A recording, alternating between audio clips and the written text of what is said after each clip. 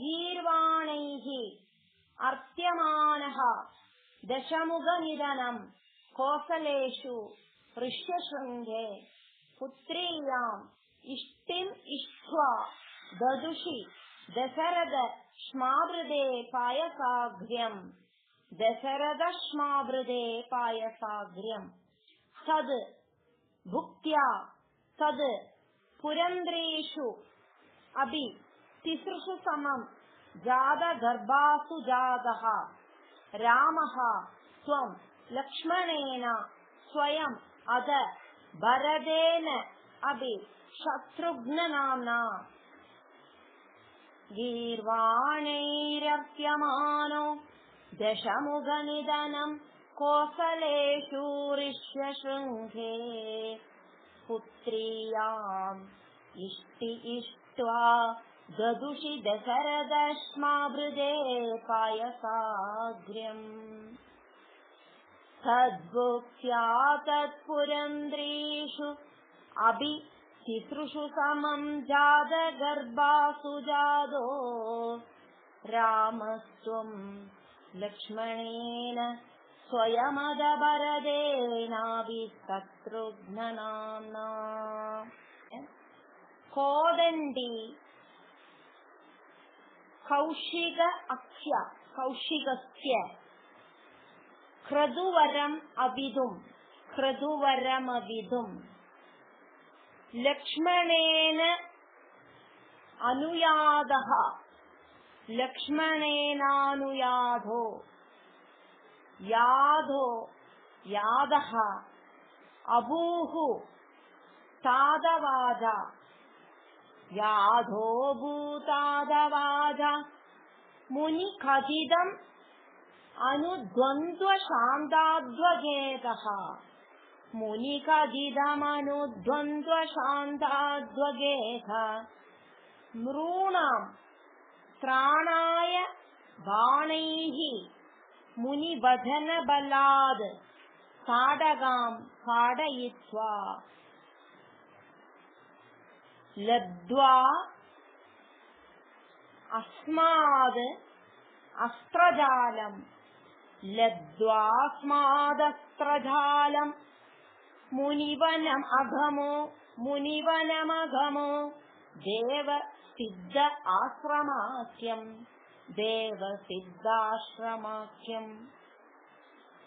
कोदण्डी कौशिकस्य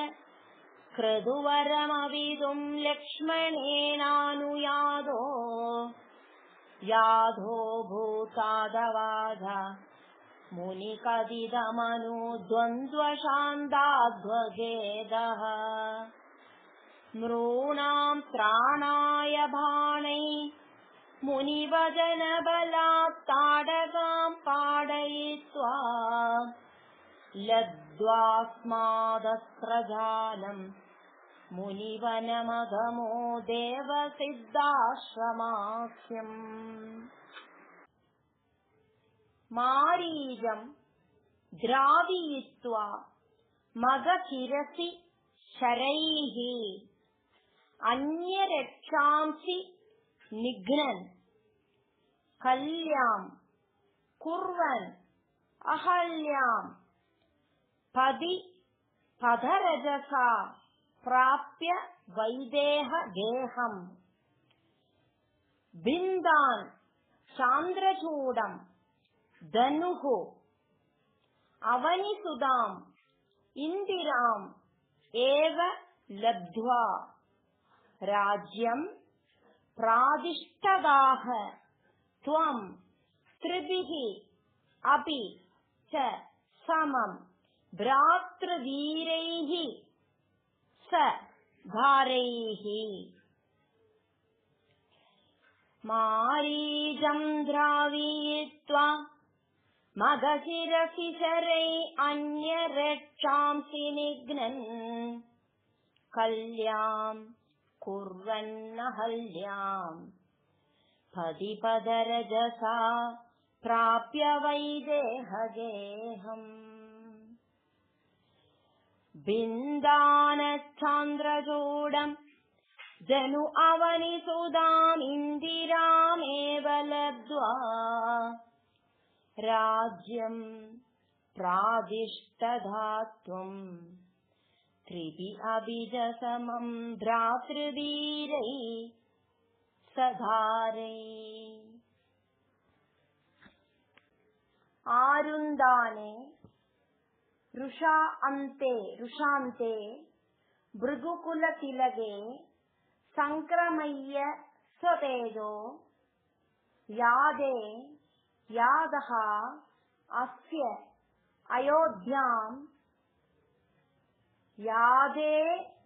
यादोऽस्योऽयोध्यां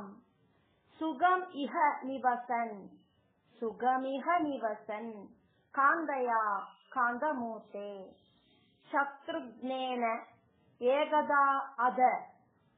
शत्रुघ्नेनैकधादो गतवति भरते मादुलस्यादिवासम् ताद आरब्धः अभिषेक तव किल विहदः तादारब्धोऽभिषेक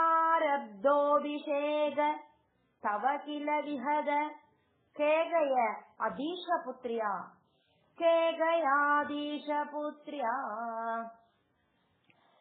आरुन्दाने रुषान्ते भृगुकुलतिलके संक्रमय्य स्वतेजो यादोऽस्योऽयोध्यां सुगमिह निवसन् कान्दया कान्दमूर्ते शत्रुघ्नेनैकधादो गतवति भरते मादुलस्यादिवासम् तादारब्धोऽभिषेक तव किल विहद केगयाधीशपुत्र्या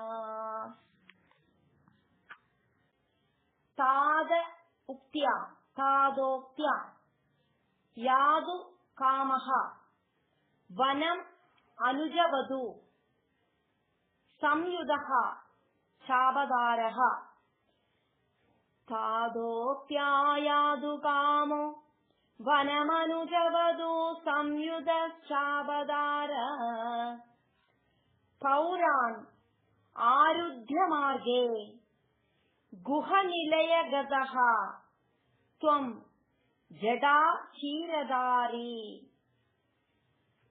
पौराणारुध्य मार्गे गुहनिलयगत त्वं जडा क्षीरधारी नावा सन्दीर्य गंगाम् अधिपदवि पुनः तं भरद्वाजम् आराध नावा सन्दीर्य गंगाम् अधिपदवि पुनः तं भरद्वाजमाराध नत्वा तद् वाक्य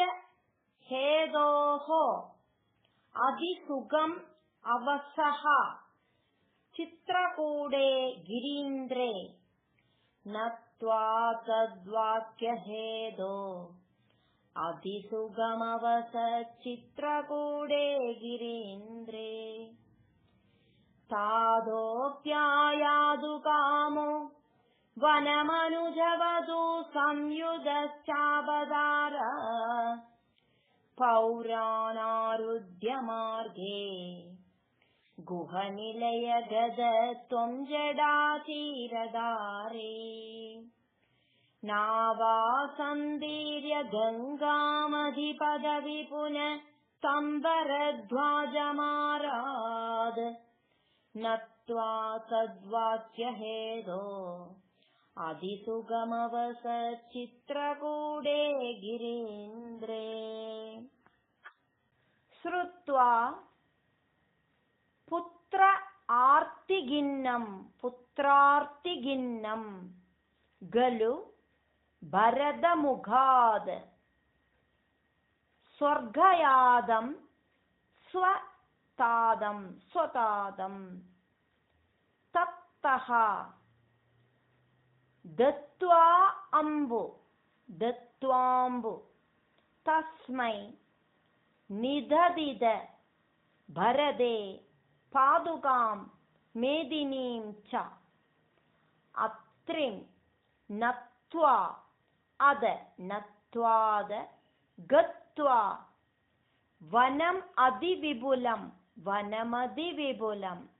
दण्डकं चण्डकायं हत्वा दैत्यं विराधं सुगतिम् सुगतिमकलया चारुभोः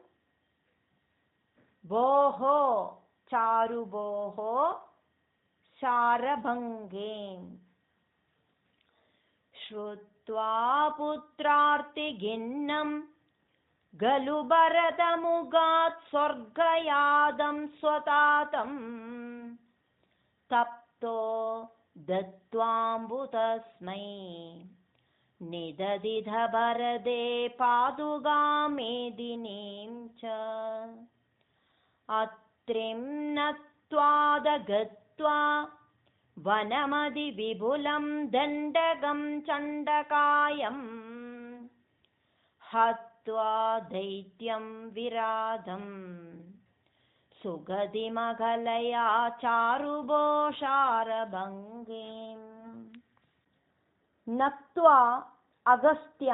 नत्वागस्त्यं समस्त आशरनिकर सपत्राकृतिं तापसेभ्यः नत्वागस्त्यं समस्त आशरनिगरसपत्राकृतिं तापसेभ्यः प्रत्यश्रौषीः प्रियैषी तदनुजमुनिनं वैष्णवे दिव्यचापे ब्रह्मास्त्रे च अपि दत्ते पदि पितृसुहृदं वीक्ष्य भूयः जडायुम् ब्रह्मास्त्रे चापि दत्ते पदि पितृसुहृदं वीक्ष्य भूयो जडायुम् मोदाद् गोधात् तडान्ते परिरमसि पुरा पञ्चवड्यां वधूढ्या नत्वागस्त्यं समस्त आशरनिगरसपत्राकृतिं तापसेभ्यः प्रत्यश्रौषी प्रियैषी तदनुजमुनिना वैष्णवे दिव्यचापे ब्रह्मास्त्रे चापि दत्ते पदि पितृसुहृदं वीक्ष्य भूयो जडायुम् मोदाद् गोधात् तडान्ते परिरमसि पुरा पञ्चवड्यां वधूढ्या प्राप्तायाः शूर्पणख्या मदनचलधृतेः अर्तनैः निस्सहात्मा प्राप्ताया शूर्पणख्या मदनचलधृते अर्तनै निस्सहात्मा तां सौमित्रौ विसृज्य प्रबलतमरुषा तेन निर्लूननासाम् तां सौमित्रौ विसृज्य प्रबलतमरुषा तेन निर्लूननासाम् दृष्ट्वा एनां हृष्टचित्तं गरम् अभिपतितं दूषणं च त्रिमूर्धम् दृष्ट्वैनां हृष्टचित्तं गरमभिपतितं दूषणं च त्रिमूर्धम् व्याहिंसीः आशरान् अभि अयुध समधिकान्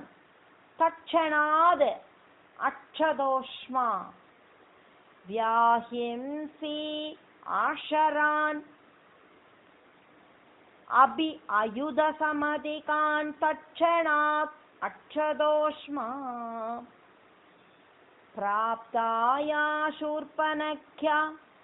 मदनचलधृदे अर्तनैनिस्सहात्मा तां सौमित्रौ विसृज्य प्रबलदमरुषा तेन निर्लूननासाम् दृष्ट्वैनां रुष्टचित्तं गरमभिपदिदं दूषणं च त्रिमूर्धम् व्याहिंसीराशरानप्ययुधसमधिकां तत्क्षणादक्षदोष्मा सोदर्या प्रोक्तवार्ताविवश दशमुगाद इष्ट मारीजमायासारङ्गं सारसाक्ष्या स्पृहिदम् अनुगतः प्रावदीः बाणगादम् सोदर्या प्रोक्तवार्ता विवशदशमुगादिष्टमारीजमाया सारङ्गं सारसाक्ष्या स्पृहिदमनुगद प्रावदेद्बाणगादम्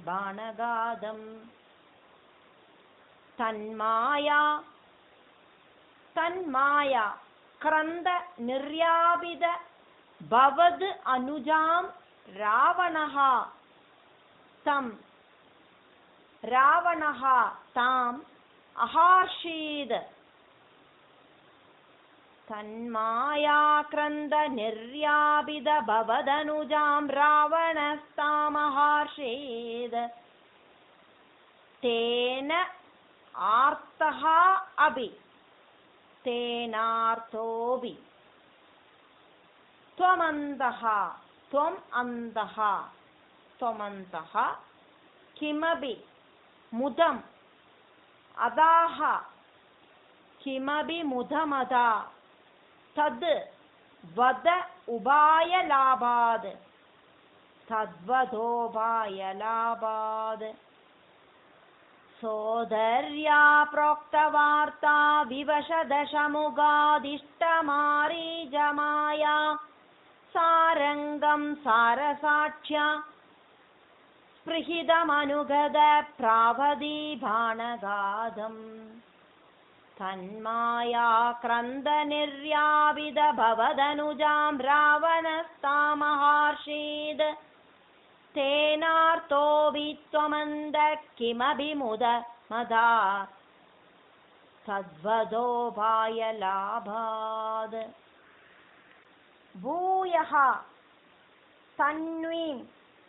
भूयस्तन्वीं विजिन्वन्नहृद दशमुगः त्वद्वधूं मद्वदेन इति उक्त्वा यादे जडायौ दिवम् अद सुहृदः प्रादनोः प्रेतकार्यम् भूयस्तन्वीं विजिन्वन्नहृद दशमुग त्वद्वधूं मद्वदेन इत्युक्त्वा याधे जडायौ दिवमदसुहृद प्रादनो प्रेतकार्यम् गृह्णानं तं खबन्तं जघनिद शबरीं प्रेक्ष्य पम्पातटे त्वं गृह्णानं तं खबन्तं जघनिदशबरीं प्रेक्ष्य पम्पातटे त्वं सम्प्राप्तः वादसूनुं वृषम् उदितमनाः पाहि वादालयेश सम्प्राप्तो वादसूनुं वृषमुदितमना पाहि वादालयेश भूयस्तन्वीं विजिन्वन्नहृद दशमुग त्वद्वधूं मद्वदेन इत्युक्ता याधे जडायौ दिवमदसुहृदप्राधनो प्रेदकार्यम् गृह्णानं तं कबन्तं जगनिदशबरीं प्रेक्ष्य पम्बातटे त्वं सम्प्राप्तो वादसूनुं वृषमुदितमना पाहि वादालयेश।